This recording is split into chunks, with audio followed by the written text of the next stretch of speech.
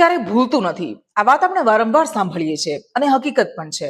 પણ જો એ જ ઇન્ટરનેટ તમારા જીવન જીવવાના અધિકારને નુકસાન પહોંચાડતો હોય તો? નમસ્કાર, હું કૃષ્ણા. આજે ખૂબ જ મહત્વના મુદ્દા પર વાત કરવી છે. સૌથી પહેલા ઉદાહરણથી સમજીએ. કલ્પના કરો કે તમારી સામે કોઈ ગુનાની ફરિયાદ દાખલ કરાય છે. ભલે તમે એ ગુનો કર્યો જ નથી. થોડા વર્ષ બાદ, 5-10 વર્ષ બાદ કે ગમે તેટલા વર્ષ બાદ કોર્ટ તમને નિર્દોષ પણ જાહેર કરે છે. પરંતુ તેમ છતાં કોઈ પણ વ્યક્તિ તમારા વિશે ઇન્ટરનેટ પર જ્યારે સર્ચ કરે છે ભવિષ્યમાં, તો પહેલો ફોટો કે પહેલી વિગત એ તમારા પર લાગેલા આરોપોની આવે છે. અને આ માહિતી તમારા એમ્પ્લોયર, પરિવાર, મિત્રો કે સૌ કોઈ સુધી પહોંચી જાય છે. ભૂતકાળમાં તમારા પર લાગેલા ખોટા દાગના આધારે આજે પણ તમને જજ કરવામાં આવી શકે, તમારી સાથે ભેદભાવ થઈ શકે.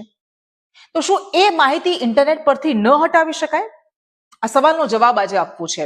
અને જવાબ છે રાઇટ ટુ બી ફોરગોટન, ભૂલાઈ જવાનો અધિકાર. દિલ્હી હાઈકોર્ટે આ સંબંધિત એક મોટો ચુકાદો આપ્યો છે.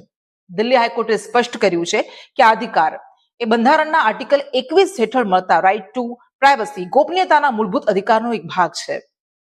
હવે કોને એનો લાભ મળશે ની વાત કરીએ તો જે લોકો કોઈ ફોજદારી કેસમાં, કોઈ ક્રિમિનલ કેસમાં નિર્દોષ સાબિત થયા હોય, વૈવાહિક વિવાદોમાં સંકળાયેલા હોય, જેમનું નામ માત્ર ઔપચારિક રીતે કોઈ કેસમાં આવ્યું હોય. હવે એમાં હટશે શું ને શું નહીં હટે એની વાત કરીએ તો કોર્ટના ચુકાદા દૂર નહીં થાય. કાનૂની રેકોર્ડ સુરક્ષિત રહેશે અને જરૂર પડે ત્યારે વ્યક્તિનું નામ અને ઓળખ છુપાવી શકાય. સર્ચ એન્જિનને નામ દ્વારા તે માહિતી બતાવવાથી રોકી શકાય છે, ગૂગલ જેવા સર્ચ એન્જિનને. હવે આ નિર્ણય મહત્વનો કેમ છે? હાઈકોર્ટનું માનવું છે કે દરેક વ્યક્તિને પોતાની જૂની ભૂલો અથવા તો હવે અપ્રાસંગિક, ઇરરેલેવન્ટ બની ગયેલી ઘટનાઓના ભારમાંથી બહાર આવીને સન્માનપૂર્વક જીવન જીવવાનો અધિકાર છે.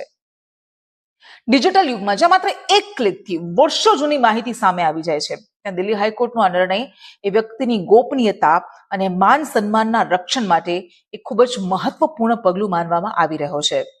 હવે પ્રશ્ન માત્ર માહિતીના અધિકારનો નથી, પરંતુ ભૂલી જવાના અધિકારનો, રાઇટ ટુ બી ફોરગોટનનો પણ છે.